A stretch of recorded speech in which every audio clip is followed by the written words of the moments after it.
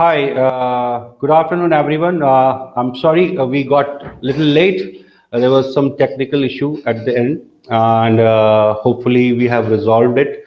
So now we are going to start our third episode today, right, of Voice of Founders, and we are going to call upon, a very charismatic personality today, a founder who started her journey from a very small city, from Savai Madhopur, and now she has come up to Delhi and making plans globally itself. And she is the founder of eClassopedia. eClassopedia is a platform for online platform for the students, and where students can come and resolve their issue. So she has a really great journey, and she will be joined altogether with Miss Vandana Negi. Vandana is co-founder of Accelerize. So let me brief you like what Accelerize does, right, as a company.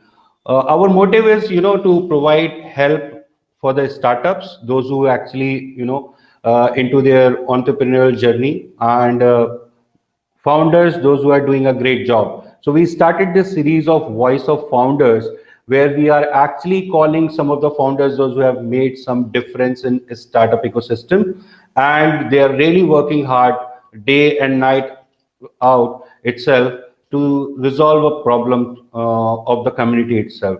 So we have so many attendees out there. I welcome all of you, and I really appreciate your concern that you have taken out your time. And let me call on stage Mrs. Savita Garg, right, and Vandana Negi to take the journey ahead, and talk to you people. You people are free to ask them any question related to the industry itself, right, because they have very extensive experience out there. Hi, Savita. Yeah, hi Abhishek. Thank you, Abhishek, for the warm welcome. Hello, everybody. I welcome you all to our episode 3 of Voice of Founders. We bring inspiring and success stories of founders who have made large with their hard work, perseverance, and long term vision through our founder series. So, today we are in conversation with a lady who, in herself, is a story of hard work, struggle, women empowerment, and success, Savita Garg. Welcome, Savita. Yeah, hi Vandana. Thank you so much for inviting me in this event. Thank you so much. It's wonderful having you here with us, Savita. Yeah, same. सो सविता ये हमारा third episode है और आप हमारी third founder है जिन्हें हम अपने वॉइस ऑफ फाउंडर सीरीज के थ्रू ऑडियंस को इंट्रोड्यूस करा रहे हैं. सो एक्सेलराइज की ये सीरीज के थ्रू हमारा मोटिव रहता है कि हम उन फाउंडर्स को जिन्होंने अपनी लाइफ में कुछ अचीव किया है अपने काम के थ्रू, अपने हार्ड वर्क के थ्रू, उन्हें इस प्लेटफॉर्म पर लाएं और ऑडियंस से इंट्रोड्यूस कराएं उनकी, ताकि उनकी लाइफ के बारे में, उनके काम के बारे में ऑडियंस को पता चले और लोगों को उनसे इंस्पिरेशन मिले, मोटिवेशन मिले. तो you are an inspiration to everybody. So एक हाउस होल्ड लेडी, एक हाउस होल्ड लेडी जो एक कंपनी और वेंचर चला सकती है, तो हर कोई, आप भी कर सकते हैं. So definitely right. तो आज का हमारा ये उद्देश्य रहेगा कि ज़्यादा से ज़्यादा लोग आपको सुने, आप ज़्यादा से ज़्यादा लोग आपकी स्टोरी को सुने, आपकी स्टोरी उन तक पहुँचे, कैसे आपने अपने प्रॉब्लम्स को ओवरकम किया और कैसे एक बहुत बड़ा एग्जाम्पल महिलाओं के लिए सेट किया कि नथिंग इज़ डिफिकल्ट. अगर आप कुछ करना चाहते हैं तो प्रॉब्लम से डरे मत, उसको फेस करें और उसका एक सोल्यूशन ढूंढे. And startups are all about that. और हमारा जो ऑडियंस है आज का, it primarily consist of startup founders. तो ये we are looking forward to an interesting session with you, Savita. sure Vandana. Right. So before we begin, I would request all the attendees just keep posting questions into the chat box and we will address them during the session. चलिए अपने discussion को आगे बढ़ाते हैं, सविता. सो मेरा पहला सवाल आपके बचपन से रिलेटेड होगा. तो हम जानना चाहते हैं कि कैसा रहा आपका बचपन, क्या आप बचपन में, कैसी थी आप बचपन में? शरारती थी, पढ़ाकू थी, या एक ऑलराउंडर किड थी?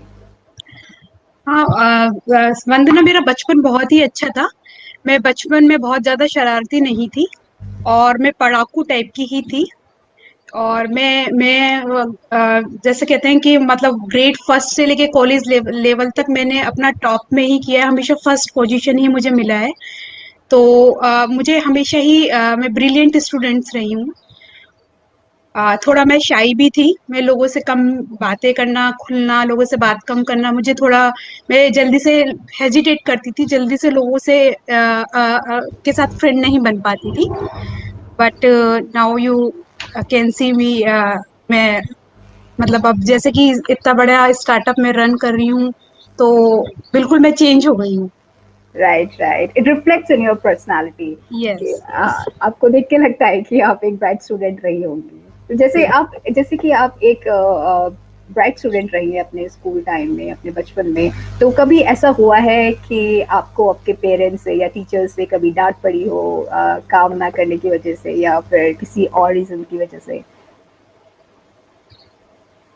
नहीं, ऐसा कभी इंसिडेंट मेरे साथ में नहीं हुआ, क्योंकि मैं अपनी पढ़ाई को लेकर शुरू से ही अवेयर थी। टीचर्स और पेरेंट्स मुझसे दोनों ही मुझसे एक्सपेक्ट करते थे कि मैं कुछ अच्छा नाम कमाऊंगी और मैं कुछ अलग से डिफरेंट करूंगी। तो बचपन से ही मेरे जो शिक्षक थे, वो इस चीज को समझते थे, वो मुझे मोटिवेट करते थे, और उन्होंने मतलब मुझे हमेशा बोला कि तुम में वो एबिलिटी है, तुम आगे बढ़ सकती हो, तुम अपना करियर आगे ले जा सकती हो। बिल्कुल, तो बिल्कुल। बचपन से ही पेरेंट्स और टीचर्स दोनों ने मुझे इसके लिए हेल्प किया, मुझे मोटिवेट किया। Great, great. तो ये काफ़ी इंस्पायरिंग रहता है अगर आपके आपकी जर्नी में आपके पेरेंट्स और आपके टीचर्स आपके साथ आपको सपोर्ट करें, इससे काफ़ी हिम्मत मिलती है। तो हमारे बचपन में सविता ऐसे बहुत से किस्से होते हैं जो हमें बहुत समय तक याद रहते हैं। तो आपके बचपन में ऐसा कोई किस्सा हो जो आपको आज तक याद हो, one memorable moment of your childhood, जो आप शेयर करना चाहें हमारे साथ? हाँ वंदना, मैं करना चाहूंगी। बचपन से ही जैसे कि मैंने बताया कि मेरी मदर भी काफी बोल्ड थी, और मेरी मदर पॉलिटिक्स में थी। मेरी मदर सवाई माधोपुर की मेयर थी, और मेरे फादर लॉयर हैं। ओके। तो बचपन से ही मेरी मदर काफी बोल्ड थी और इसलिए पॉलिटिक्स में थी। तो जिस समय मेरी मदर ने मेयर के लिए जब इलेक्शन लड़ा था, तो मेरी पूरी फैमिली उसको मतलब मेरी पूरी फैमिली में 4 लोगों ने उस समय चुनाव लड़ा था, जिसमें मेरे दादाजी, मेरे नाना जी और मेरे दादाजी के भाई थे, और मेरी मदर, चारों अलग अलग इलाके से वो लोग खड़े हुए थे। तो बचपन में जैसे कि जानते हैं, अगर फैमिली में मदर के साथ जाना, लोगों से मिलना जुलना, प्रचार करना, इलेक्शन में मदर को वोट करिए, ये सब रैलीज में जाना, वो सब हमने किया था। तो सब बहुत एक्साइटेड थे, फैमिली में 4 मेंबर इलेक्शन में खड़े हुए हैं, कौन जीतेगा कौन हारेगा। जब रिजल्ट अनाउंस हुए तो एक के बाद एक रिजल्ट आए, पता चला कि मेरे दादाजी चुनाव हार गए हैं, मेरे नाना जी चुनाव हार गए हैं, दादाजी के जो भाई थे वो भी चुनाव हार गए हैं। लेकिन जब मेरी मदर का रिजल्ट आया, जो सबसे लास्ट में आया और अनएक्सपेक्टेबल था, मेरी मदर काफी ज्यादा वोटों से जीती थी। तो वो बहुत ही बड़ा लाइफ का एक बहुत बड़ा हमारा टर्निंग पॉइंट था, जहाँ पर पूरी फैमिली मेंबर्स में केवल मेरी मदर ही जीती थी। लेकिन कुछ समय बाद में जब मेरी मदर ने वहां पे मेयर का पद संभाला और काफी अच्छे काम किए, लेकिन हम बहुत ही छोटे थे। मेरी जो बड़ी सिस्टर थी वो 6-7 साल की थी, मैं भी कुछ 5-6 साल की, कुछ इस तरह की रही होंगी। तो मेरी मदर ने कुछ देखा कि 3-4 साल मेयर का पद अच्छे से कार्य किया, वहाँ पे काम किया, और कुछ समय बाद में उन्हें रियलाइज हुआ कहीं ना कहीं, क्योंकि वहां पर ऑफिस में कभी लेट मीटिंग होती थी, कभी अर्ली मॉर्निंग उन्हें जाना होता था, कोई शेड्यूल नहीं होता था, कभी हम लोग भूखे सो रहे हैं, कभी बिस्किट खा के सो रहे हैं, कभी दूध पी के सो रहे हैं। तो ये सारे स्ट्रगल देख के मेरी मदर ने उससे अपने करियर को अपने पीछे धकेल लिया, और वो पूरी तरह हाउस वाइफ बन गई। तो कहीं ना कहीं उस समय मुझे लग रहा था कि कहीं ना कहीं हम आज भी मतलब हमारी वुमेन्स को कहीं ना कहीं अपनी फैमिली लाइबिलिटीज, सोशल लाइबिलिटीज के कारण कहीं ना कहीं अपने करियर को छोड़ना पड़ता है। तो वो सब चीजें दिमाग में एक तरह से थी कि कहीं ना कहीं मुझे इस तरह का कुछ करना है कि लेडीज अपने घर पे बैठकर अपने करियर के ऑप्शन को ना छोड़ना पड़े, कुछ उनके लिए कुछ इस तरह की अपॉर्चुनिटी होनी ही चाहिए। राइट, बिल्कुल बिल्कुल सही, बिल्कुल। और मैं बिल्कुल अग्री करती हूँ आपके साथ। कभी कभी बहुत मुश्किल हो जाता है इसको बैलेंस करना, आपकी वर्किंग लाइफ को और आपकी फैमिली लाइफ को। तो ऐसे में आपका महिलाओं के लिए जो वर्किंग लेडीज हैं, विमेन है, शीप्रन्योर्स हैं, उनके लिए आपकी क्या सलाह रहेगी कि उनको कैसे अपने उसको दोनों चीज़ों को मैनेज करना चाहिए और कैसे वो बैलेंस कर सकती हैं ताकि उन्हें अपनी जॉब ना छोड़नी पड़े, साथ साथ अपनी फैमिली को भी देख सकें? बिल्कुल बिल्कुल, हमें बैलेंस करना हमें सीखना होगा। हमें बैलेंस करने के लिए अपनी फैमिली का सहयोग लेना होगा। हमें आगे बढ़कर एक मैनेजमेंट, हमें एक टाइम का मैनेजमेंट बनाना होगा कि ये टाइम मुझे अपनी फैमिली के लिए रखना है, ये टाइम मुझे अपने बिजनेस के लिए रखना है, प्लस हमें कुछ टाइम अपने लिए भी रखना है। हमें अपने लिए रखना है। जनरली क्या होता है कि वुमेन्स अपने परिवार का या अपने बिजनेस का या अपनी जॉब का ही ध्यान देती है और अपने पर ध्यान नहीं देती है। लेकिन हमें कुछ समय अपने हेल्थ के भी लिए ध्यान रखना है। उसमें हम अपनी पूरी दिनचर्या में कुछ समय, जैसे कि आधा घंटा हम योगा के लिए निकाल सकते हैं, या हमें वॉक करने का शौक है तो हम वॉक कर सकते हैं। जिसका जो भी है, जिम जाने का अगर किसी को है तो जिम जा सकते हैं। तो मैं हर लेडीज को, हर चाहे वो वुमेन एंटरप्रेन्योर हो या एक हाउस वाइफ हो, मैं चाहूंगी कि वो अपने साथ साथ में, अपने परिवार के साथ साथ में अपने लिए भी समय निकालें राइट, और एक राइट। टाइम मैनेजमेंट करेंगे तो वो दोनों कामों में एक अच्छे से बैलेंस कर सकती हैं। Absolutely, absolutely. टाइम मैनेजमेंट बहुत ज़रूरी है और टाइम मैनेजमेंट से ही अगर आप दोनों चीज़ें बैलेंस कर पाते हैं तो आप अपनी लाइफ में खुश भी रहेंगे और जो अचीव करना चाहते हैं वो भी अचीव करेंगे। Completely agree with you, Savita. So Savita, जैसे कि अभी आपने थोड़ी देर पहले मेंशन किया था कि आपकी मदर पॉलिटिक्स में थी and you have a politics background, तो कभी आपको ऐसा नहीं लगा कि आपको भी पॉलिटिक्स में जाना चाहिए? नहीं, स्टार्टिंग में जब मेरी मदर हम लोगों के साथ में जब जाती थी मीटिंग के लिए, स्टार्टिंग में तो हमें बहुत अच्छा लगता था कि ये सब चीजें अच्छी लगती थी। जैसे मैंने आपको बताया कि चुनाव में उनके साथ रैलियों में हम जा रहे थे, लोगों से मिलते थे, जुलते थे, तो बहुत अच्छा लगता था।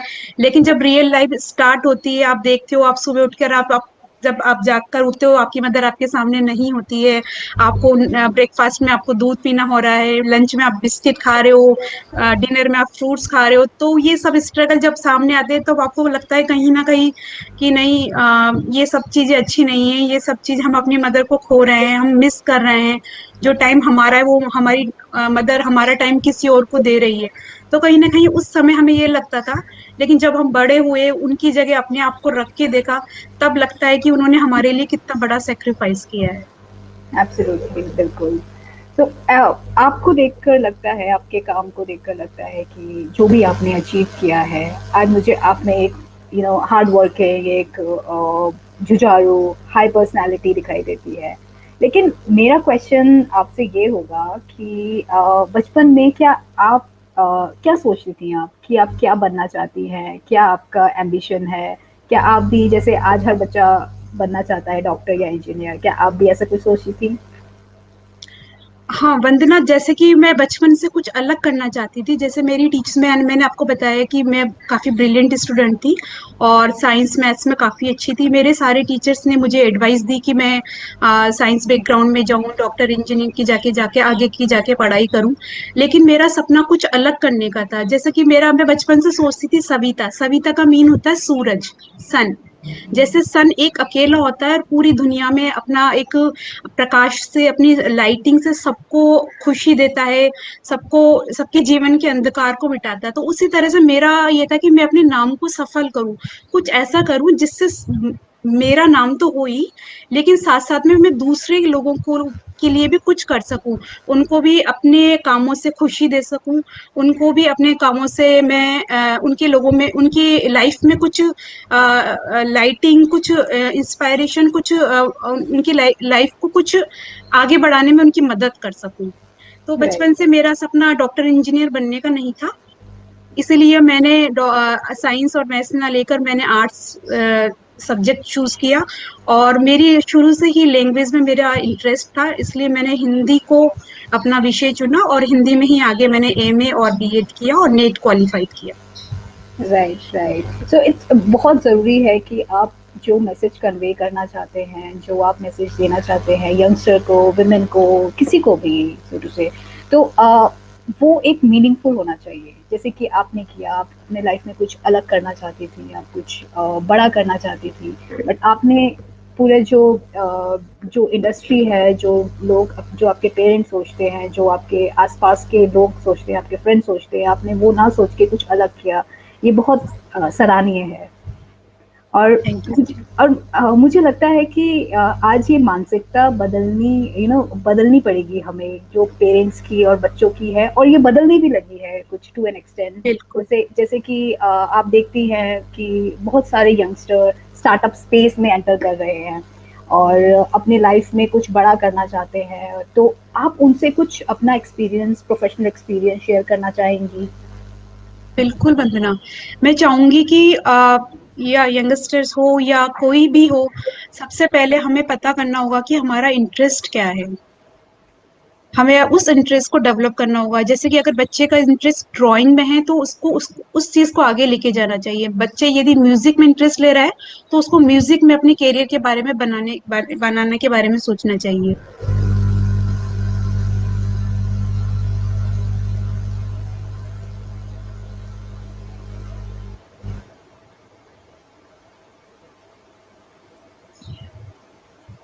तो ये मैं चाहूंगी कि वो लोग इस चीज को ध्यान में रखें। राइट। सो सविता, जैसे शादी एक लाइफ का बहुत इम्पोर्टेंट स्टेज होता है, और आप जैसे कि अपने काम के साथ साथ दो बच्चों को भी संभालती हैं, अपनी कंपनी के साथ साथ अपने बच्चों को भी संभालती हैं, तो आप कैसे काम और परिवार को बैलेंस करती हैं? ये अभी थोड़ी देर पहले जैसे आपने बताया था कि ये विमेन के लिए काफी चैलेंजिंग होता है, तो आप कुछ उनके साथ शेयर करना चाहेंगी? हाँ वंदना, वंदना जरूर। वंदना, मैं जैसे कि मैंने आपको अभी थोड़ी देर पहले बताया था कि एक टाइम मैनेजमेंट आपको बनाना होता है। आपको फैमिली मेंबर्स की हेल्प लेनी होती है और एक टाइम मैनेजमेंट, जैसे कि स्टार्टिंग में जब मैंने इस ई क्लासोपीडिया स्टार्ट किया था तो मैं अकेले ही इस काम को संभाल रही थी। तो पूरा मैंने एक टाइम मैनेजमेंट बनाया, क्योंकि मेरे जो जो भी पेरेंट्स थे वो यूएसए से थे, जिनकी क्लासेस अर्ली मॉर्निंग होती थी, या फिर यूके के थे जिनकी क्लासेस लेट नाइट होती थी।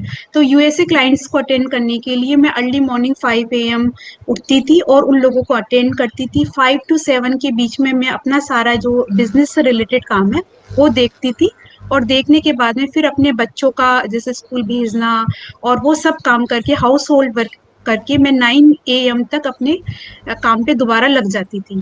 और बच्चों के आने से पहले पहले मैं अपने बिजनेस से रिलेटेड जो इम्पोर्टेंट काम थे वो करती थी। उसके बाद का मेरा टाइम मैनेजमेंट ये था कि मुझे वो टाइम, जो बच्चे अगर स्कूल से 2 बजे आ रहे हैं तो 2 से 4 बजे तक का टाइम मेरे पूरे अपने बच्चों के लिए। उसमें मैं कोई कॉल्स अटेंड नहीं करूंगी, उसमें मैं कोई ईमेल चेक नहीं करूंगी, उसमें मैं कोई भी लैपटॉप ऑन करके कोई भी काम नहीं करूंगी। वो टाइम मेरे बच्चों का है। मेरे बच्चे मेरे बिजनेस की वजह से, मेरे करियर की वजह से उस टाइम को सफर नहीं करनी चाहिए। उनका के साथ टाइम स्पेंड करना, उनका होमवर्क कराना, वो सब चीजें मैं करती थी। उसके बाद में फिर दोबारा मेरा टाइम स्टार्ट होता था अपने बिजनेस के लिए। 5 to 7 में अपना बिजनेस देखती थी, और 7 to आफ्टर नाइट मैं अपना काम करती थी, अपना हाउस होल्ड करना, फैमिली के साथ में टाइम स्पेंड करना। तो एक टाइम मैनेजमेंट यदि आप करके चलते हो, हर फैमिली मेंबर्स का आप सहयोग लेते हो, तो आई थिंक ऐसा कुछ नहीं है कि आप ना कर सको, आप आसानी से हर चीज मैनेज कर सकते। बिल्कुल, बिल्कुल। मैं बिल्कुल कहना चाहूँगी आपने बहुत अच्छे से टाइम मैनेज किया है, और हर हाउस लेडी और वर्किंग वुमेन, आप भी अपना एक ऐसा ही एक टाइम मैनेजमेंट करिए, अपना एक टाइम स्केड्यूल बनाइए, जिस टाइम आपको अपना ऑफिस का काम करना है, आपको अपना घर का काम करना है, ताकि आपकी फैमिली और आपकी वर्किंग लाइफ दोनों में से कोई सफ़र ना हो। बिल्कुल बिल्कुल। सो सविता, शादी से पहले की सविता और आज की सविता में क्या चेंजेस आए हैं? शादी से पहले की सविता के पास में कोई मेंटर नहीं था, लेकिन अब शादी के बाद में मेरे हस्बैंड मेरे लिए मेंटर हैं, जो मुझे हर टाइम, मुझे हर समय मुझे मोटिवेट करते हैं, हर चीज में मेरी सहयोग करते हैं। जैसे कि आप जानते हैं, जब स्टार्ट आप कोई करते हो बिजनेस, बहुत सारी प्रॉब्लम आती है, कभी कभी आप होपलेस हो जाते हो, कभी कभी उससे आप क्विट करने की सोचते हो, लेकिन उस समय आपके मेंटर जो होते हैं, जैसे कि मेरे मेंटर मेरे हस्बैंड ही, उन्होंने मुझे हर समय उस टाइम पे जब मैं कभी होपलेस हो गई हूँ या किसी काम को मैं सक्सेसफुली नहीं कर पा रही हूँ, तब वो मेरे साथ में बिल्कुल मेरे साथ रहते थे और मुझे मोटिवेट करते थे और बोलते थे ये काम सही नहीं हुआ, कोई बात नहीं, इसको आप सीखो, इस गलती को सीखो और फ्यूचर में ये रिपीट मत करो। तो शादी के बाद और शादी से पहले में यही चेंजेस आया है कि मुझे मेंटर मिल गए हैं जो मुझे मोटिवेट करते हैं, आगे बढ़ाने में मेरी मदद करते हैं और मुझे बताते हैं मैं कहाँ गलत हूँ और कहाँ सही हूँ। Right right right. So mentor बहुत जरूरी होते हैं आपके लिए, वो आपके गुरु होते हैं। तो अगर आप किसी अपने अपने मार्ग से भटक रहे हैं तो वो आपको गाइड करते हैं, ताकि आप अगर कोई भी गलती कर रहे हैं आपको बताते हैं कि आप यहाँ पे गलत हैं, तो ताकि आप उसे रेक्टिफाई कर सके, करेक्ट कर सके, बहुत ज़रूरी है। तो सविता, आप जैसे एक प्लेटफॉर्म को लीड कर रही हैं और एक इंडस्ट्री का पार्ट हैं जो आज के टाइम पे एक हॉट केक है और बहुत पॉपुलर है। सो सिर्फ पेरेंट्स ही नहीं, बच्चे भी इसका पार्ट हैं और एंगेज रहते हैं। तो आपके दिमाग में ये आइडिया कब और कैसे आया? वंदना, किसी भी स्टार्ट का जब स्टार्टअप का जो होता है वो कहीं ना कहीं किसी प्रॉब्लम को सॉल्यूशन के लिए आता है। तो वह इसी तरह से ई क्लासोपीडिया का जो आइडिया है वो मेरे दिमाग में जब आया, जब मेरी बेटी 5th क्लास में थी और मैं उसके लिए ट्यूशन क्लासेस ढूंढ रही थी। तो जो ट्यूशन सेंटर था वो मेरे घर से 5 किलोमीटर दूर था। हाँ, वहां से बच्चे को पिक करना, ड्रॉप करना और ट्रांसपोर्टेशन फीस, वो सब कुछ, उस सब चीजों में मेरा 3 घंटे का जो था वो मुझे टाइम स्पेंड करना पड़ रहा था। बच्चे को पिक करना, बच्चे को ड्रॉप करना, 1 घंटा क्लास करना। तो वहीं से मेरे दिमाग में एक आइडिया आया कि कितना, मतलब बच्चों का एक तो ट्रांसपोर्टेशन फीस हो रहा है, टाइम कितना, 1 घंटे के लिए मुझे 3 घंटे का टाइम वेस्ट करना हो रहा है। साथ में दिल्ली में, आप जैसे जानते हैं, दिल्ली के आज पूरी इंडिया में यदि हम देखें तो सेफ्टी इशू पेरेंट्स के लिए, स्पेशल यदि गर्ल चाइल्ड है तो पेरेंट्स के लिए सेफ्टी इशू सबसे बड़ा टास्क होता है। तो वहीं से मेरे दिमाग में आया कि कहीं ना कहीं कोई ऐसा एनवायरनमेंट हो बच्चों के लिए जो बच्चा घर के सेफ एनवायरनमेंट में क्लासेस कर सके, जिससे पेरेंट्स भी निश्चित होकर बच्चों को रिलैक्स होकर अपना जॉब कर सकें। साथ में उनको एक उनकी लेवल के अकॉर्डिंग, उनकी नीड के अकॉर्डिंग उनको क्लासेस मिल सकें। दूसरा ये था कि जब मैंने अपने, जैसे कि मेरी मदर ने जॉब पॉलिटिक्स छोड़ी थी, उसी तरह से मैंने भी देखा कि जब मेरे बच्चे सफर कर रहे हैं, मैं दिल्ली में एक इंटरनेशनल स्कूल में पीजीटी हिंदी टीचर के पद पे काम कर रही थी, लेकिन मेरा बेटा 2 साल का था तो मुझे भी अपना जॉब छोड़ना पड़ा क्योंकि मेरा हाउस मैनेजमेंट खराब हो रहा था, बच्चे सफर कर रहे थे। तो तभी मेरे दिमाग में एक था कि कहीं ना कहीं इस तरह का एक प्लेटफॉर्म होना चाहिए जो लेडीज काम करना चाहती हैं या जो आगे बढ़ना चाहती है, अपना करियर करना चाहती हैं, वो फैमिली लाइबिलिटीज और सोशल लाइबिलिटीज के साथ साथ में अपने करियर के को भी आगे बढ़ा सके। तो जब ये दोनों प्रॉब्लम मैच हुई तो वहीं से ई क्लासोपीडिया की शुरुआत हुई। मैंने क्लासेस लेना स्टार्ट किया। सबसे पहले मेरे स्टूडेंट्स थे, फिर धीरे धीरे जैसे मेरे पास में स्टूडेंट्स के पेरेंट्स के अच्छे फीडबैक आने लगे, पेरेंट्स ने दूसरे पेरेंट्स को बताया, उनके रिलेटिव्स को बताया, फिर उनके अदर सब्जेक्ट्स की रिक्वायरमेंट मेरे पास में आने लगी कि हमें हिंदी के अलावा मैथ्स भी चाहिए, इंग्लिश का भी क्लासेस चाहिए। लेकिन मैं केवल हिंदी की ही टीचर थी तो मैं केवल हिंदी ही पढ़ाती थी। तो वहीं से फिर ई क्लासोपीडिया की शुरुआत। Great. So, problem is the main source of finding any startup, forming any startup. You need to look around. आप देखो आसपास में कि क्या realistic problem है, क्या ऐसी क्या problem है जो हर दूसरा बंदा फेस कर रहा है, जिसको मैं कुछ solution दे सकता हूँ या मैं कुछ ऐसी चीज़ प्रोवाइड कर सकता हूँ जिससे कि वो प्रॉब्लम खत्म हो जाए। तो ये स्टार्टअप सिर्फ यही है, कुछ बहुत कोई रॉकेट साइंस नहीं है। आप आपकी जो प्रॉब्लम होगा वो आपको आपके आसपास ही मिलेगा। जैसे सविता ने ढूंढा कि प्रॉब्लम कहाँ पर थी, तो आप भी ऐसा अपना प्रॉब्लम ढूंढ सकते हैं, उसका सोल्यूशन ढूंढ सकते हैं, सोल्यूशन प्रोवाइड करके लोगों को प्रोवाइड करें, तो आप भी एक एंटरप्रेन्योर बन सकते हैं। तो सविता, ई क्लासोपीडिया के थ्रू आप इंडिया में क्या बदलाव लाना चाहती हैं, और एजुकेशन प्रमोट करने के लिए अगर कोई एक सलाह देनी हो आपको इंडियन गवर्नमेंट को, जिससे कि और इफेक्टिव और इंटरैक्टिव लर्निंग प्रमोट की जा सके? हाँ, मैं यही सलाह देना चाहूंगी वंदना कि हमारा जो एजुकेशन सिस्टम है उसमें वन साइज फिट्स ऑल के अकॉर्डिंग एजुकेशन प्रोवाइड की जाती है। हर जैसे कि एक क्लास में 40 या 50 बच्चे एक साथ में पढ़ते हैं, लेकिन हर स्टूडेंट का नीड रिक्वायरमेंट लेवल डिफरेंट होता है। जस्ट एग्जांपल, यदि कोई मैथ्स का एक प्रॉब्लम सॉल्विंग है, हो सकता है कि एक ब्रिलियंट स्टूडेंट्स टीचर ने एक बार उस सम को करके दिखाया, वो उसको समझ में आ गया, उसका कॉन्सेप्ट क्लियर हो गया, लेकिन जरूरी नहीं है कि बाकी के 10-15 बच्चों को वो कॉन्सेप्ट वन टीचर ने एक बार जो सिखाया उसको वो समझ में आ गया हो। और हो सकता है जो बाकी के 30% स्टूडेंट्स हैं उनको वो बिल्कुल ही ना समझ में आया हो। तो मैं चाहती हूँ कि हमारे एजुकेशन सिस्टम में उस कॉन्सेप्ट को बदलना होगा। हर स्टूडेंट्स की नीड को, उसके लेवल को, उसके पेस को, उसके रिक्वायरमेंट को समझना होगा और उसके अकॉर्डिंग उसको एजुकेशन दी जानी चाहिए। Right, so we need that कि हर बच्चा डिफरेंट होता है, उसका ब्रेन डिफरेंट डिफरेंट होगा। होता है, उसका लर्निंग स्टाइल डिफरेंट होता है, तो बिल्कुल, वो मैपिंग बहुत जरूरी है, उसका वो नीड्स को मैपिंग हो समझा जाए। जाए, वो मैप होगा तो बच्चा अच्छे से समझ पाएगा। हर बच्चा डॉक्टर नहीं बनना चाहता, हर नहीं बच्चा इंजीनियर नहीं बनना चाहता, कुछ बच्चे हैं जो स्पोर्ट्स में जाना चाहते हैं, कुछ बच्चे हैं जो एंटरटेनमेंट में जाना चाहते हैं, तो वो उस चीज को, उनकी कला को समझा जाए, किस चीज में वो स्किल उनका अच्छा है, वो ऐसा कुछ चीज डेवलप हो जिससे कि वो पैरामीटर्स में वो बिल्कुल, समझा हमें जाए। केवल एजुकेशन के लिए पैरामीटर केवल हमें बुक्स नहीं बनानी चाहिए, राइट, बल्कि राइट, पैरामीटर में हमें overall right, overall holistic, growth को उसमें इंक्लूड करना चाहिए। बिल्कुल, बिल्कुल, कंप्लीटली एग्री विद यू। और ये काफी बहुत इम्पोर्टेंट है ये आज के टाइम में। बिल्कुल। तो सविता, आपकी सफलता के पीछे आपके परिवार का क्या योगदान रहा है? जैसे कि आपने ऑब्वियसली बताया। सफलता के पीछे मेरी फैमिली मेंबर्स का पूरा सहयोग रहा है, चाहे वो मेरे इन लॉज हो या मेरे मदर फादर हो या मेरे हस्बैंड हो, मेरे बच्चे हो, सभी ने मुझे हमेशा हर समय मुझे मोटिवेट किया। मेरी हर एक्टिविटी में उन्होंने मुझे सहयोग किया। कभी मैं होपलेस हो गई तो मुझे उन्होंने उससे निकाला बाहर। और हर तरीके से जो एक पेरेंट्स कर सकते हैं, पेरेंट्स ने पेरेंट्स की तरह मदद किया, हस्बैंड ने हस्बैंड की तरह सहयोग किया।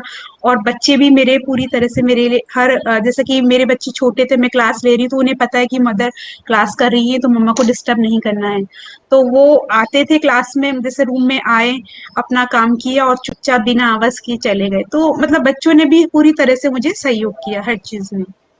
Great, great, it's good to know that, मैं बिल्कुल बोलना चाहूँगी, बहुत इम्पोर्टेंट होता है कि आपका जो मिशन है, आपका जो विजन है, उसमें आपकी फैमिली आपके साथ हो, और आपको उससे और ज़्यादा एनकरेजमेंट और मोटिवेशन मिलता है, और आप और ज़्यादा बिल्कुल, काम। अगर आपकी फैमिली आपको सपोर्ट नहीं करती है तो आप चाहे कितने भी मेहनती हों या कितने भी आप हार्ड वर्कर हो, आप कहीं ना कहीं आपको एक पॉइंट मिस करते हैं अगर आपकी फैमिली आपको सपोर्ट नहीं करती है तो। राइट, राइट, वो हमेशा दिमाग में रहता है कि मेरे को रहता है, सपोर्ट नहीं मिल रहा है। नहीं मिल रहा है। राइट, तो सविता, जैसे कि आप राजस्थान से हैं, और हम सभी ये जानते हैं कि राजस्थान अपनी कल्चर और अपने हिस्ट्री के लिए फेमस है। तो हम आपसे जानना चाहेंगे कि आपकी लाइफ में राजस्थानी कल्चर का कितना इम्पैक्ट है? तो वंदना, जैसे कि आपने बताया कि राजस्थानी संस्कृति में कला, साहित्य और राइट, रीति रिवाज, परंपरा, त्योहारों का विशेष महत्व है। हमारे राजस्थान में अतिथि को भगवान के समान माना जाता है। तो हम सब, क्योंकि मैं राजस्थान परिवेश में पली बड़ी हूँ, तो ई क्लासोपीडिया पर आने वाला हर पेरेंट्स को हम अतिथि के समान समझते हैं। और हम चाहते हैं कि जो अतिथि जो अपनी रिक्वायरमेंट लेके आया है, जो पेरेंट्स अपनी पूरी रिक्वायरमेंट लेके आया है, उसको वो पूरा सहयोग ई क्लासोपीडिया से, यहाँ के टीचर से, वो सब कुछ उसको मिले। दूसरा, राजस्थानी संस्कृति में बैलेंस करना बहुत होता है, कि बैलेंसिंग बहुत मानी जाती है कि राजस्थान के लोग बहुत बैलेंस्ड होते हैं। तो ये जो बैलेंस है, वो संतुलन है, वो भी मुझे राजस्थानी संस्कृति परिवेश से मिला है। मैंने हर चीज को बैलेंस करना सीखा है राजस्थानी संस्कृति से। किस तरह से मुझे बिजनेस को बैलेंस करना है, किस तरह से मुझे अपनी फैमिली को बैलेंस करना है, किस तरह से मुझे आगे बढ़ना है अपनी लाइफ को बैलेंस करते हुए। तो ये दोनों चीजों का मुझ राजस्थानी संस्कृति पर गहरा प्रभाव है मेरा। Right, and it shows in your personality, you look like a balance person, जो अपना काम भी मैनेज कर रही हैं, अपना वर्किंग लाइफ भी मैनेज कर रही हैं, और अपने बच्चों को भी संभाल रही हैं, तो ये काफ़ी सराहनीय है।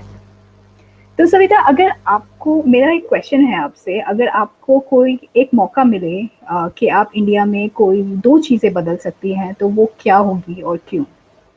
जो आपको पसंद नहीं है और आप बदलना चाहती हैं, कुछ बदलाव लाना चाहती हैं।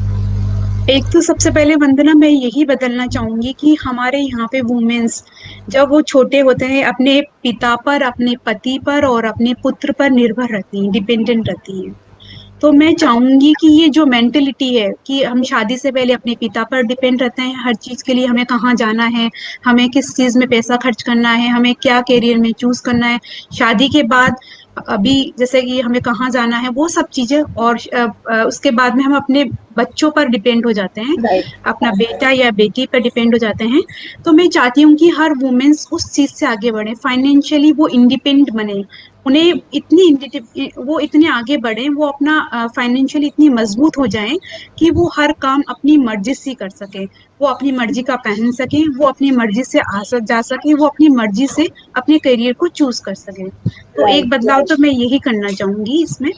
सेकंड, मैं ये चाहूंगी कि हर बच्चे को एक एज के बाद में हर बच्चे को एक अपना कैरियर को चूज करने की एक स्वतंत्रता होनी चाहिए, उससे कोई फोर्स नहीं किया जाना चाहिए, उसके पास में सारे ऑप्शन होने चाहिए। अगर वो आर्ट्स में जाना चाहता है तो आर्ट्स में भी जाकर वो साइंस चूज कर सके, इस तरह का कुछ ऑप्शन होना चाहिए। अगर वो साइंस का स्टूडेंट है और वो आर्ट्स पढ़ने में इंटरेस्ट लेता है, लिटरेचर पढ़ने में इंटरेस्ट लेता है, तो वहां पर भी उसके पास में ऑप्शन होना चाहिए कि साइंस का स्टूडेंट भी लिटरेचर पढ़ सके। तो ये राइट। 2 बदलाव मैं करना चाहूंगी। तो ये आप बदलाव कैसे लाना चाहेंगी, अगर मैं आपसे ये पूछूं तो? क्या एज एन कोई आपके पास कोई इसका सोल्यूशन है, या फिर आप कुछ आपका कोई राय है जो आप देना चाहती हैं पेरेंट्स को, स्टूडेंट्स को या वुमेन को? इस बदलाव को लाने के लिए मैं वुमेन्स को प्रेरणा देना चाहूंगी कि आप में जो भी कला है, मैं ये नहीं कहूंगी कि हर हर वुमेन टीचर बन सकती है या हर वुमेन बिजनेस वुमेन बन सकती है, लेकिन हर आदमी की अपने अपने कुछ क्वालिटी होती है। हो सकता है कि आप किसी और चीज में अच्छे हो सकता है आप संगीत में अच्छे हो सकता है आप डांस में अच्छे हो। तो अपनी उस क्वालिटी को आप पहचानिए और उसमें करियर को आगे बढ़ाने के लिए, फाइनेंशियली इंडिपेंडेंट बनने के लिए अपना पहला कदम उठाइए, तो मे बी आपको सक्सेस जरूर मिलेगी। Right, right, right. It's very important to know कि आप एक्चुअली क्या करना चाहते हैं। आपकी मेन चीज, आपकी हॉबी क्या है, आप किस चीज को लेके पैशनेट हैं, आप किस चीज को लेके बहुत एक्साइटेड हैं, जो आप अगर आपको फ्यूचर में उसको अपना स्किल सेट भी बनाना पड़े, बिजनेस भी करना पड़े, या उसे एज अ प्रोफेशनल एक्टिविटी भी लाना पड़े, तो आपको कोई दिक्कत ना हो। हाँ वंदना, काम हमें वो ही चूज करना चाहिए जिससे हमें इंटरेस्ट हो, जिससे हमें Absolutely. हमारा मन प्रसन्न हो, जिसको करने के बाद में जिस जिस काम को आप प्यार करते हो वो काम में आप सक्सेस भी पाते हो। Right, right. तो यहाँ पे मेरा एक क्वेश्चन होगा आपसे, जैसे कि आप एक लीडर हैं, और तो आपको क्या लगता है कि एक अच्छे लीडर का माइंडसेट और एटीट्यूड कैसा होना चाहिए? एक अच्छे लीडर को जैसे कि मैंने बताया कि कभी कभी लीडर को हार्ड भी बनना होता है, कभी कभी बिल्कुल। सॉफ्ट स्पोकन भी बनना होता है। तो लीडर की क्वालिटी होती है कि अकॉर्डिंग टू सिचुएशन के अकॉर्डिंग बिहेव करना, डिसीजन पावर रखना, किस तरह से वो किस टाइम पर सही डिसीजन लेता है, तथा और सारे अपने जो एम्प्लॉयज हैं या अपने टीचर्स हैं या अपने किसी भी उसमें फील्ड में हैं, तो सबको कैसे आप आगे मार्गदर्शन करते हो, वो लीडर में क्वालिटी होनी चाहिए। बिल्कुल, बिल्कुल। Situational leadership is very important. आप कैसे भी, जैसे कि अभी एक कोविड सिनेरियो चल रहा है, और बहुत सारे बिजनेसेस हैं जो हिट हो चुके हैं और स्लो डाउन के उसमें आ गए हैं। तो ऐसे में आपको कैसे अपने बिजनेस को आगे ले जाना है, कैसे अपने एम्प्लॉयज़ के साथ रिएक्ट करना है, कैसे अपने पूरा फ्रेमवर्क कैसे डिज़ाइन करना है, कैसे स्ट्रक्चर करना है, ये आप, अगर आप सिचुएशनल लीडरशिप की क्वालिटी आप में है या आपने एक्वायर करी है, तो अगर आपने सीखी है, तो ये आपको बहुत हेल्प करती है फ्यूचर में। तो सविता, जैसे कि आप ऑलरेडी 2 स्टार्टअप रन कर चुकी हैं और ये आपका तीसरा स्टार्टअप है, तो आपको क्या लगता है कि एक कंपनी में क्रिएटिविटी, फ्री फ्लोइंग कम्युनिकेशन और इनोवेशन कितना महत्व रखता है? ये बहुत इम्पोर्टेंट होता है। क्रिएटिविटी आपको आपके काम को निखारती है। अगर आप एक ही एक ही तरीके से यदि काम करते रहोगे तो वो आप काम से आपके अपडेट यदि आप नहीं करोगे तो आप पीछे होते चले जाओगे, करंट सिचुएशन से पीछे होते चले जाओगे। तो जो आपको अपडेट रहना, क्रिएटिविटी लाना, नए नए विचारों का सामंजस्य करवाना, नए नए एम्प्लॉयज का नए नए जो थॉट्स हैं इनको अप्लाई करना, ये बहुत जरूरी होता है किसी भी स्टार्टअप में। क्योंकि वो स्टार्टअप में कोई लिमिटेशन नहीं होती कि आप स्टार्टअप को कहाँ से कहाँ लेके जाओगे।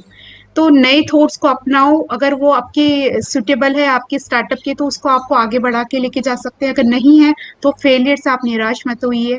फेलियर्स स्टार्टअप का एक इम्पोर्टेंट हिस्सा होता है, अगर आपको फेलियर्स नहीं मिलेंगी तो स्टार्टअप सक्सेस भी नहीं होगा। बिल्कुल बिल्कुल, कंप्लीटली एग्री ऑन दैट। तो अपने जो भी आपका फेलियर्स हैं, जो भी आपके सिचुएशन है, उसको डील करिए, उससे सीखिए और keep your employees highly motivated, ताकि राइट, ताकि वो निराश ना हो और आपको आपका स्टार्टअप बंद करना ना पड़े, ताकि आपका बिजनेस चलता रहे और अच्छे से आप अपनी जो गोल्स हैं वो अचीव कर पाएँ। ग्रेट। सो सविता, आप एक इंस्पिरेशनल एंटरप्रेन्योर हैं जिसकी काफ़ी जिसने काफ़ी स्ट्रगल देखे हैं और अपने हार्डवर्क से सक्सेस अचीव की है। तो आपकी लाइफ में as an entrepreneur greatest challenge क्या रहा है और आपने उसे कैसे ओवरकम किया है? ग्रेटेस्ट यदि मैं चैलेंज की बात करूंगी तो वंदना, सबसे पहले चैलेंज यही था, जब मैंने स्टार्ट किया तो इस आइडिया को किसी ने भी एक्सेप्ट नहीं किया।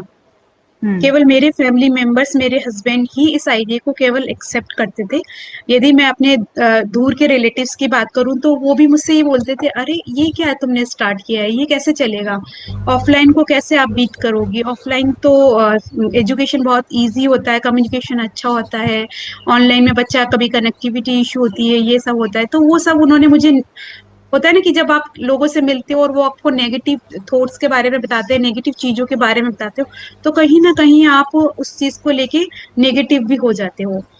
लेकिन मेरे साथ में मेरा फैमिली का सपोर्ट था, इसलिए मैं आगे बढ़ती चली गई। तो फर्स्ट चैलेंज मेरे सामने यही था कि लोगों ने शुरू में मेरे आइडिया को एक्सेप्ट नहीं किया। सेकंड चैलेंज यदि हम देखें तो ये था कि उस समय जब 2017 में मैंने स्टार्ट किया था तो इंडिया में इंटरनेट कनेक्शन इतने अच्छे नहीं हुआ करते थे। उस समय जियो फाइबर वगैरह ये सब नेट नहीं आए हुए थे। तो जैसे कि अगर क्लासेस कंडक्ट हो रही हैं, कभी टीचर्स को प्रॉब्लम आ रही है, कभी स्टूडेंट को प्रॉब्लम आ रही है, तो कहीं ना कहीं एक चीज थी कि मतलब इंटरनेट कनेक्शन प्रॉपर ना होना, ये एक बहुत बड़ी प्रॉब्लम बनती चली जा रही थी। तीसरा ये था कि उस समय हमारे पास में, जैसे कि स्टार्ट किया था बिजनेस को, हम समझ नहीं पा रहे थे, तो टीचर्स भी हमारे पास इतना नहीं थे, एम्प्लॉयज भी हमारे पास इतने नहीं थे। लेकिन धीरे धीरे इन सब चीजों से हम आगे बढ़ते चले गए और हम नेक्स्ट लेवल पे पहुंच ही गए। बिल्कुल, कंप्लीटली एग्री विथ यू। अगर आप कोई बिजनेस या फिर कोई चीज़ आप स्क्रैच से स्टार्ट कर रहे हैं तो आपको उसको पूरा ऑल राउंड उसका डेवलपमेंट देखना पड़ता है। आप you will face technological challenges, you will face societal challenges, बहुत सारे चैलेंजेस होंगे जो आपके लाइफ में आएंगे, बट डोंट गेट बॉक्ड डाउन। आप निराश ना हो, उसको फेस करें और कीप इट गोइंग, चलते रहें और उसको आगे लेके चलें। Right. So I have a question also from Sabita, right? First of all, I would like to congratulate you. That time when I was introducing you, there was some technical problem, so I lost the connection. So first of all, I would like to congratulate you and welcome you on board. And whatever you are doing, it's a commendable job, right? And I really appreciate the efforts has been made by women entrepreneurs, because, and being a mom, your journey has been so much inspirational. People, those who are listening out here, and the people, those who will listen to the recordings and all, it's a quite inspirational journey. So I would like to know that how eClassopedia works, right? The whole hierarchy, right? Like when somebody comes to you, and what is there in your platform for the kids, बच्चों के लिए क्या है, parents को कैसे help हो रहा है, right? So that the audience who's listening us, they should also have a solution through eClassopedia. That's the whole idea. Okay. Oh, thank you, Abhishek. So e Classopedia is a e learning platform. इस e learning platform में हम K-12 education पर focused है, जिसमें हम LKG से लेके grade 12 तक की ऑल सब्जेक्ट्स क्लासेस प्रोवाइड करते हैं।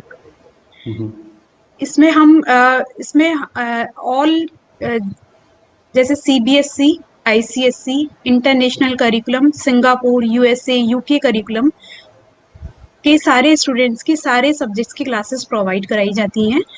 और इसमें एज ए पेरेंट्स यदि आप ई क्लासोपीडिया पर रजिस्टर करते हैं तो सबसे पहले पेरेंट्स को रजिस्टर करने के बाद में ई क्लासोपीडिया टीम की यहाँ से कॉल जाती है और उनकी रिक्वायरमेंट पूछी जाती है। उसके बाद में पेरेंट्स और टीचर का और स्टूडेंट्स का कम्युनिकेशन करवाया जाता है।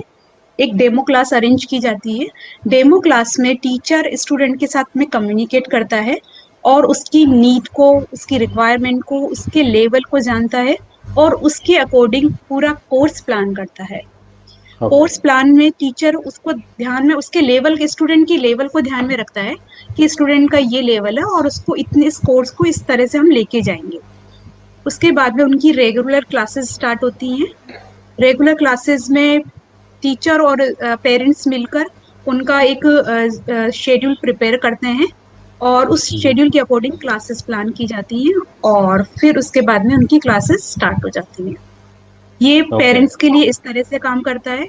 एज ए टीचर यदि कोई स्टूडेंट्स ई क्लासोपीडिया पर आता है तो इस टीचर को ई क्लासोपीडिया पर रजिस्टर करना होता है। फिर जो हमारा कोर्स कोऑर्डिनेट टीम मेंबर है वो उनको कांटेक्ट करते हैं। कांटेक्ट करके एक स्क्रीनिंग होती है। उसके बाद में उनको एक डेमो देना होता है टीचर्स को। डेमो के बाद में जब उनका सिलेक्शन हो जाता है तो उनको कुछ दिनों की ट्रेनिंग दी जाती है। ट्रेनिंग के बाद में स्टूडेंट और टीचर्स जो ट्रेनिंग कर चुके हैं उनको as a team member of teachers, e Classopedia के टीचर्स टीम मेंबर में उनको स्थान दिया जाता है और उनको स्टूडेंट्स प्रोवाइड कराए जाते हैं। That's great. So at one point आप बच्चों का भी प्रॉब्लम को सॉल्व कर रहे हैं and at another point you are creating employment also because being a kid हम सबके कोई ना कोई home tutors होते ही हैं, right, जो हमें घर पे पढ़ाने आते हैं। तो you have a platform for those people also, those who want to give tuitions out there through eClassopedia. That's what I understood, right? So that's great. Yes. So I believe that many people, has been associated with eClassopedia. अभी आपके next 2 years के अगर मैं plans की बात करूं, तो आपके क्या plan है next 2 years में? नेक्स्ट 2 इयर्स में हमारे ये प्लान है कि जैसे कि अभी हम अभी 50 कंट्रीज को हमने 50 कंट्रीज के स्टूडेंट्स हमारे पास में। मैं चाहती हूँ कि ये ई क्लासोपीडिया पूरा वर्ल्ड में इसको फैल जाए और साथ में ये इंडिया का बेस्ट ऑनलाइन ट्यूटरिंग कंपनी बन जाए। इसमें मैं दूसरा ये करना चाहूँगी कि इसमें मैं कुछ बच्चों के लिए कुछ क्रिएटिविटी क्लासेस जैसे कि म्यूजिक, डांस और आपका अबेकस क्लासेस है या वैदिक मैथ्स क्लासेस तो ऑलरेडी हम करा रहे हैं। आपका चेस क्लासेस हैं, क्रिएटिविटी क्लासेस, कुछ आर्ट्स से रिलेटेड क्लासेस हैं, वो भी हम इसमें इंक्लूड करना चाहते हैं। और It sounds like a plan. Yeah, that's great. So we also have a commitment to the startups as Accelerize. We are trying to help startups not only in their funding, we are trying to help them at every level, right? So in terms of mentoring, taking them to globally, right, having global collaborations and all. So in any case, if you think that Accelerize can help you, I would be more than happy to work with eClassopedia and taking eClassopedia globally. So yeah, definitely. that is the whole idea. So Vandana, over to you. Yeah, you guys carry on. Great.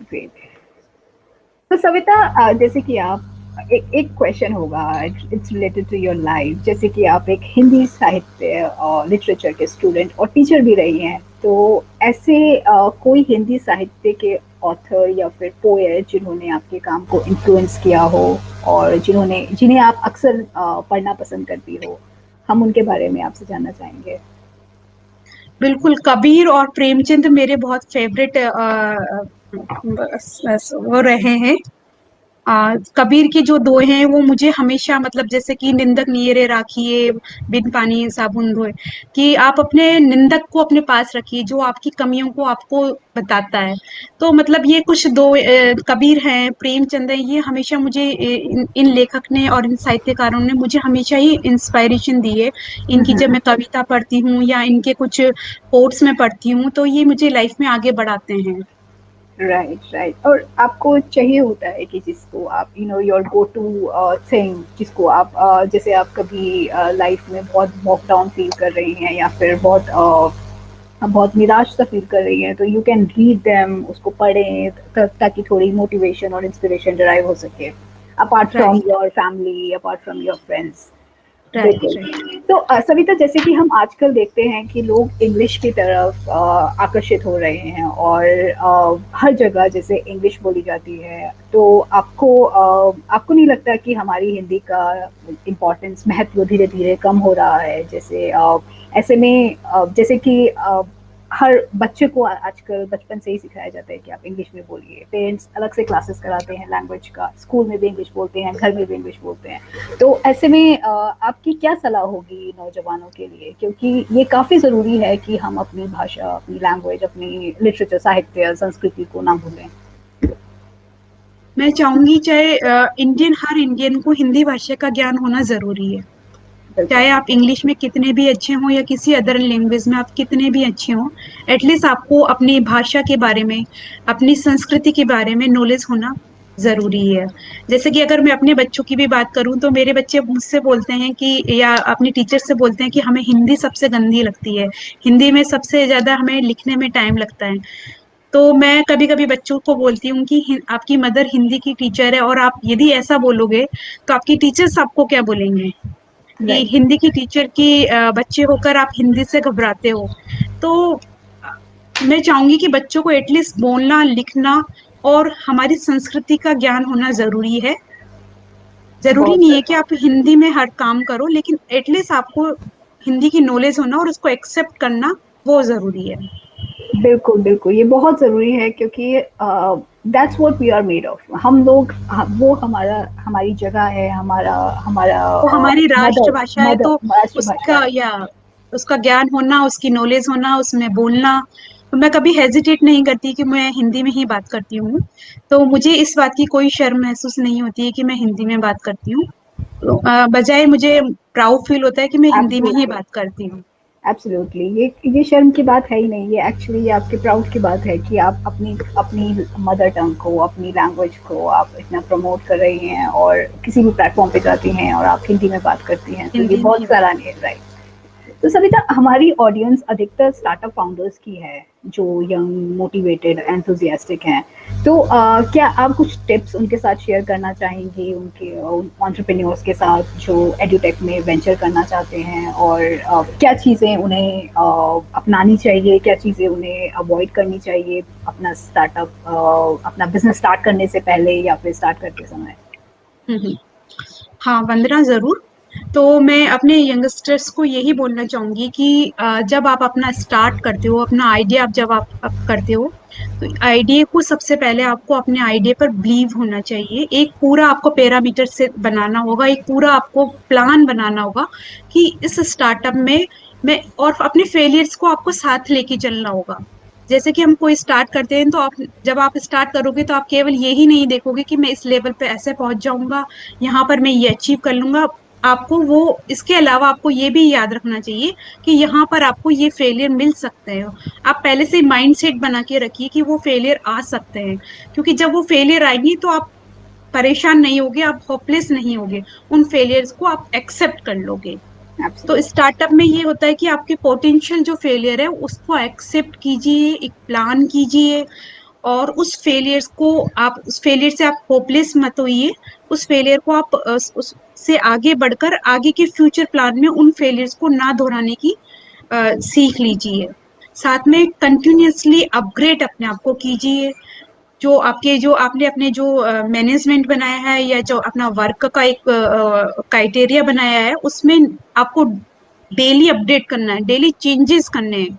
हो सकता है कि जैसे कि मैंने start करने के लिए आज एक इस तरह का बनाया है कि मैं इसको इस तरह से रन करूंगी, लेकिन अगर कल कुछ दूसरी सिचुएशन आती है, दूसरी परिस्थिति आती है, तो उसके अकॉर्डिंग भी प्लान आपके पास में प्लान बी भी होना चाहिए।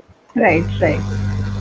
थर्ड ये है कि अपनी असफलताओं से आप सीखिए, उससे दोहराइए मत, और निरंतर आप कंटिन्यूसली अपने आप में आगे बढ़ते जाइए, हार्ड वर्क कीजिए। अगर आपने हार्ड वर्क किया है अपने आइडिया पर, आपको आइडिया पर बिलीव करते हैं, तो दुनिया भी एक ना एक दिन आपके आइडिया को बिलीव कर ही लेगी।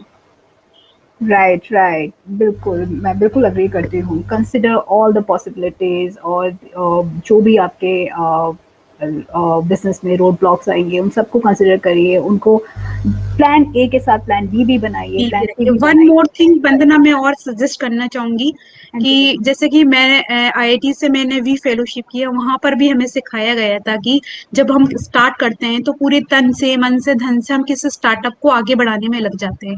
वहां पर हमें अपने पर्सनल हेल्थ को भी ध्यान में रखना चाहिए। बिल्कुल। तो वहां पर मैं एक पॉइंट ये भी ऐड करना चाहूंगी कि अपने पर्सनल हेल्थ के साथ में कभी भी आप समझौता नहीं कीजिए, उसको सबसे पहली प्रायोरिटी दीजिए, उसके बाद में अपने स्टार्टअप को आप रन कीजिए। बिल्कुल, and your personal health includes both your mental health and your physical health, दोनों को ध्यान में रखिए। उनको उनको बैक स्टेप मत करिए, मतलब उनको सेकंड उस पे मत रखिए, वो आपका प्रायोरिटी होना चाहिए। Right. Great. It was wonderful knowing you, Savita. So it was an interesting session, an interactive one. I thoroughly enjoyed it. So in audience, if anybody has any questions, you can post it here. And if not, we can close the session. Abhishek, would you like to add something? So, no, it was really nice actually that we interviewed Savita today, and best of luck for your future, Savita. And as a company and as an organization, Accelerize is always there, right, for eClassopedia, and we wish you luck, and we want a better future. I want eClassopedia to reach every home, right? Because आपका जो venture है, right, it is a very nice venture. And जब हमने आपसे बात किया था तो I have gone through the website of eClassopedia, which is very interactive, and it is really helpful for the students as well. So wish you luck from our team, and anytime we can collaborate, and so look forward for the synergies. That is the whole idea of this event, which we call Voice of Founders. Thank you. Thank you, Abhishek. Thank So, you. Thank you, Savita. It was wonderful having you here. Yeah. Thank anything you. anything you would like to conclude in the end, Savita? Yeah, it's fine. Okay. मैं women's को एक message देना चाहूंगी कि जो women's हैं, अगर उसमें कुछ क्वालिटी हैं, अगर वो अपना करियर आगे बढ़ना चाहती हैं, अगर उनमें टीचिंग क्वालिटी है, तो वो eClassopedia पर आए। डेफिनेटली मैं उनके लिए जॉब अपॉर्चुनिटी मैं उनके लिए मैं रखूंगी, मैं उनको जॉब प्रोवाइड करूंगी। Great. Okay. Thank you, Savita. Have a nice day. And I would like to thank all of the attendees out there, whosoever has attended our event. Your attendance give us a motivation, right, to keep doing these kind of events, which are knowledgeable, and we keep inviting a lot of founders on our podium to share their stories, their inspirational stories. Thank you, Savita, and thank you, Vandana. Thank you, Abhishek. Thank you, Savita. Vandana. Thank you, Abhishek. Thank you, audience. So much. Have a wonderful day. Bye-bye. Bye-bye.